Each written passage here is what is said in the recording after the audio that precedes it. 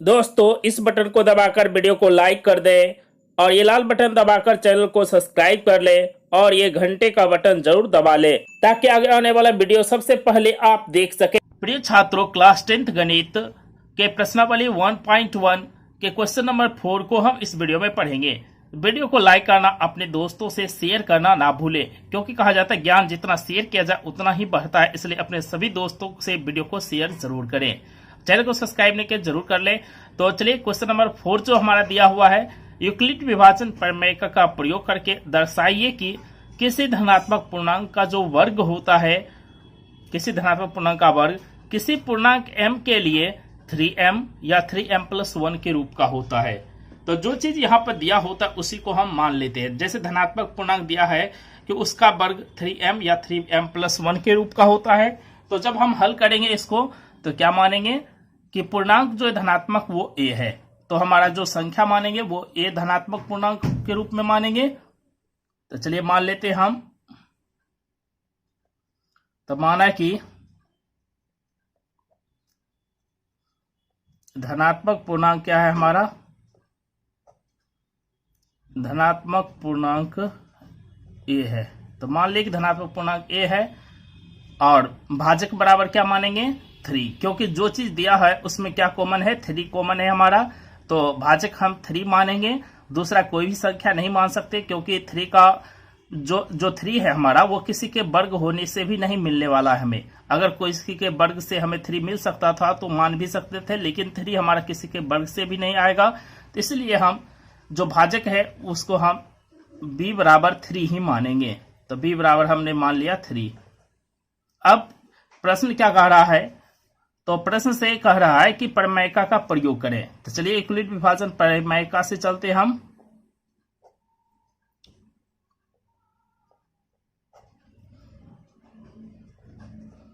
Euclid विभाजन प्रमेयिका से क्या होता है हमारा कि जो हमने संख्या माना है इसको भाज्य लेते हैं।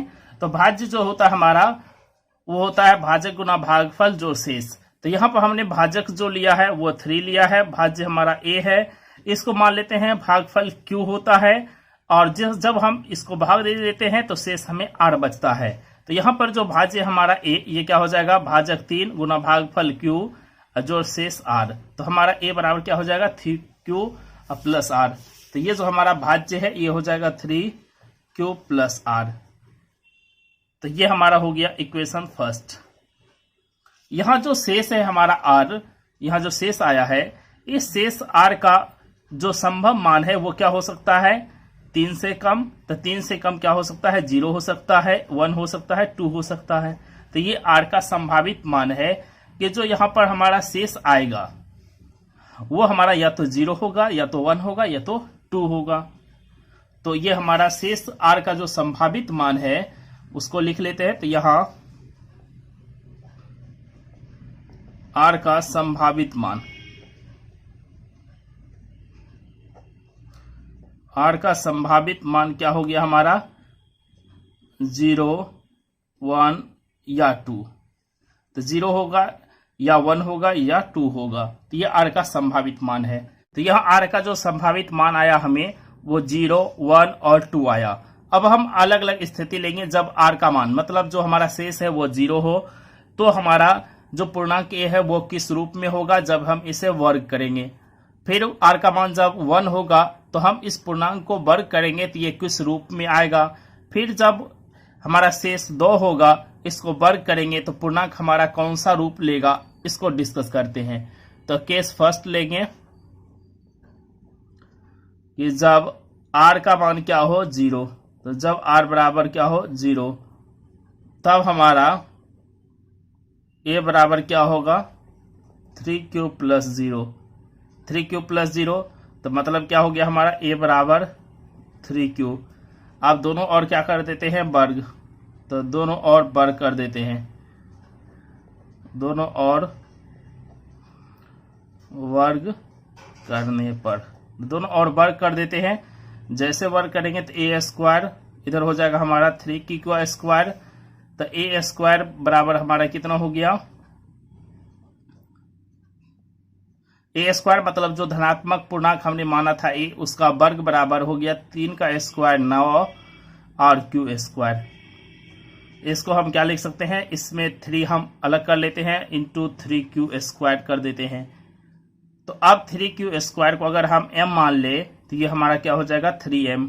कब हो जाएगा, जब हम 3 क्यू स्क्वायर को m मान लेते हैं। तो जहां हमारा m बराबर क्या है 3 क्यू स्क्वायर मतलब कोई पूर्णांक।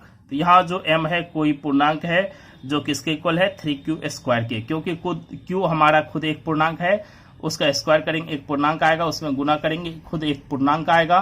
तो ये m क्या है एक खुद पूर्णांक है। तो ये पहला कंडीशन प्रूफ हो गया कि कोई धनात्मक संख्या a हो तो उसका वर्ग किस रूप में होगा 3m के रूप में होगा, जहां m एक कोई पूर्णांक होगा। अब फिर हम केस 2 पर चलते हैं। केस 2 में लेंगे जब हमारा शेष का मान जो आया है वो 1 हो।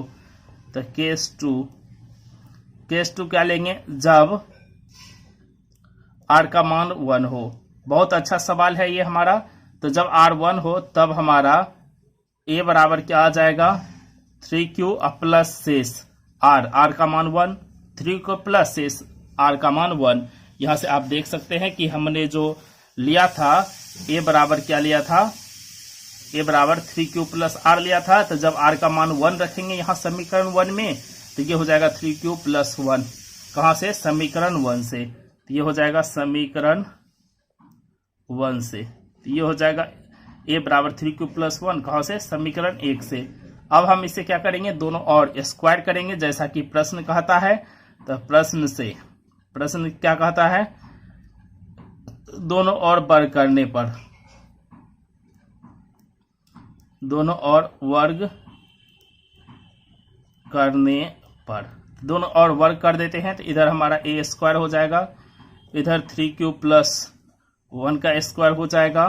तो ये हो गया हमारा a, ये हो गया हमारा b, a प्लस बी का होल स्क्वायर। ये हो जाएगा हमारा a प्लस बी के होल स्क्वायर पर, जहां a मतलब है 3q का स्क्वायर प्लस 2ab, a की जगह हमारा है 3q, b की जगह है 1 इंटू में प्लस b स्क्वायर, b की जगह है 1 का स्क्वायर। तो चलिए ये हमारा हो गया। तो अब इसको कर देते हैं, 3 का स्क्वायर हो जाएगा 9 q स्क्वायर, फिर ये हमारा हो गया 3 इंटू 2 6 q, ये हमारा 1 है, 1 मल्टीप्लाई 3 3, 3 मल्टीप्लाई 2 6 प्लस ये हो गया हमारा 1 का स्क्वायर। 1 का स्क्वायर हमारा 1 ही हो जाएगा। चलिए हम आगे लिख लेंगे।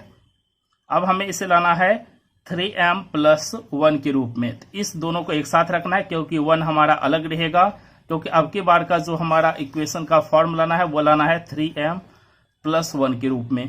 तो 1 तो हमें लास्ट में रहेगा ही, इसको सजाना है हमें 3m के रूप में। ये जो दो पद है, इस दो पद को हमें 3m के फॉर्म में लाना है। तो यहाँ से 3 कॉमन, यहाँ से 3 कॉमन लेना पड़ेगा। जैसे 3 कॉमन लेंगे यहाँ बचेगा 3q स्क्वायर, यहाँ से 3 कॉमन लेंगे बचेगा 2, क्योंकि ये 3 मल्टीप्लाई 2 ही आया है, 3 मल्टीप्लाई 2 6, तो बचेगा 2q प्लस 1 के स्क्वायर 1, ये रहने देना है क्योंकि हमें 1 चाहिए ही लास्ट में। तो अब इसको अगर हम m मान लें, ये जो पूरा पूर्णांक है, q एक पूर्णांक है, स्क्वायर भी पूर्णांक होगा, 3 मल्टीप्लाई करेंगे पूर्णांक होगा, फिर ये q पूर्णांक है, 2 मल्टीप्लाई करेंगे पूर्णांक होगा, पूर्णांक को पूर्णांक में जोड़ेंगे एक पूर्णांक ही होगा। इस तरह से ये हो गया हमारा एक पूर्णांक m प्लस 1। तो ये हो गया हमारा एक पूर्णांक m प्लस 1। तो देख सकते हैं कि पुनः हमारा जो a आ गया, a का स्क्वायर मतलब कोई धनात्मक पूर्णांक का स्क्वायर, वो किस रूप में आ गया 3m प्लस 1 के रूप में, जहां हमारा m बराबर क्या है 3q square plus 2q, 3q square plus 2q है, जहां m क्या है एक कोई पूर्णांक है, एक पूर्णांक है। तो जहां m क्या है एक पूर्णांक है, जो पूर्णांक इसके इक्वल है। तो आपने दोबारा देख लिया कि a स्क्वायर हमारा किस रूप में होगा 3m प्लस 1 के रूप में होगा, और पहला स्थिति में हम निकाले थे a स्क्वायर किस रूप में होगा 3m के रूप में। a क्या है कोई धनात्मक पूर्णांक है, और यहाँ पे भी a हमारा क्या है कोई धनात्मक पूर्णांक, तो आ गया 3m या 3m प्लस 1 के रूप में। एक स्थिति और बची हुई है, उसे भी चेक करना पड़ेगा। तो केस 3 में क्या बचा है कि जब r का वैल्यू 2 हो, तब हमारा a जो धनात्मक पूर्णांक है वो किस रूप में हो जाएगा, 3q + 2 के रूप में। कहाँ से, समीकरण 1 से। समीकरण 1 क्या है, 3q + r है। r का वैल्यू जब 2 आएगा तो यहाँ पर हम रख देंगे r का वैल्यू 2, 3q + 2 हो जाएगा। तो r का ये तीसरा संभावित मान है और इसके बाद हमारा सारा कंडीशन सेटिस्फाई हो गया। तो जो हमारा धनात्मक पूर्णांक है 3m या 3m + 1 वो सिद्ध हो जाएगा। तो चलिए, तो यहां से हम इसको स्क्वायर कर लेते हैं दोनों और। कहां से, प्रश्न से। प्रश्न क्या कहता है कि दोनों पक्ष को स्क्वायर करने पर, मतलब वर्ग करने पर, तो दोनों और वर्ग करने पर, तो दोनों और वर्ग कर देते हैं। दोनों और वर्ग करने पर, तो दोनों और जैसे वर्ग करेंगे तो इधर हो जाएगा a², इधर हो जाएगा 3q + 2 का a²। अब फिर हम इसको स्क्वायर कर देते हैं। जैसे स्क्वायर करेंगे तो ये होगा हमारा a, ये हो जाएगा b, a + b का होल स्क्वायर पे है तो होता है a² + 2 × a × b + b² मतलब 2 का स्क्वायर। ये हो गया हमारा 3 का स्क्वायर मतलब 9q²। ये हो गया 3 × 2 6 × 2 12, ये हो गया हमारा 12। तो ये हो गया 12q। 3 × 2 6 × 2 12q + 4। फिर यहां से हम अब क्या करेंगे, 3m + 1 के रूप में इसको सजाएंगे। तो कैसे सजाएंगे, ये हमारा है 9q² प्लस है ये हमारा 12q, ये हम लिख देते हैं 3 + 1, क्योंकि हमें लास्ट में 1 चाहिए और इसमें सब में देखिए 3 कॉमन है, 3 कॉमन है। इस 4 को भी अगर हम 3 + 1 लिख देते हैं तो यहाँ से 3 कॉमन आ जाएगा। जब ये इसमें 3 कॉमन आ जाएगा तो ये हो गया 3m मतलब 3 कॉमन लेने के बाद जो भी बचेगा पूर्णांक उसको हम m पूर्णांक के बराबर मान लेंगे और +1 आ जाएगा। तो चलिए हम इसको फिर यहाँ पर सॉल्व कर लेते हैं। ये हमारा जैसे यहाँ से हम 3 कॉमन लेते हैं तो a² बराबर 3 कॉमन लेंगे तो यहाँ बचेगा 3a²। यहाँ से कॉमन लेंगे तो बचेगा 4 × 3 12q प्लस यहाँ से 3 कॉमन लेंगे तो बचेगा 1, इस तरह से तब +1। ये प्लस हमारा इसको बाहर रखे हम अपना, यहाँ तक हमने कॉमन लिया इस पूरे पद में, इस पूरे में हमने 3 कॉमन ले लिया। तो ये पूरा जो हमारा पूर्णांक है इसको हम मान लेते हैं क्या, इसको मान लेते हैं m। तो यहाँ पर हमारा तब क्या हो जाएगा, इसलिए a² बराबर 3m + 1। कैसे हो गया, क्योंकि हमने माना कि m बराबर क्या है हमारा 3q² + 4q + 1 है। तो जहाँ m क्या है, कोई पूर्णांक है, तो जहाँ m क्या है, कोई पूर्णांक है, तब हमारा ये m इस रूप में हो गया। तो m क्या है, कोई पूर्णांक, तो m कोई पूर्णांक है, इसलिए a² बराबर हमारा क्या हो गया 3m + 1 के रूप में। इस तरह से हमारा जो कोई भी धनात्मक पूर्णांक है उसका वर्ग हमारा किस रूप में होगा, 3m के रूप में होगा या 3m + 1 के रूप में होगा। तो अतः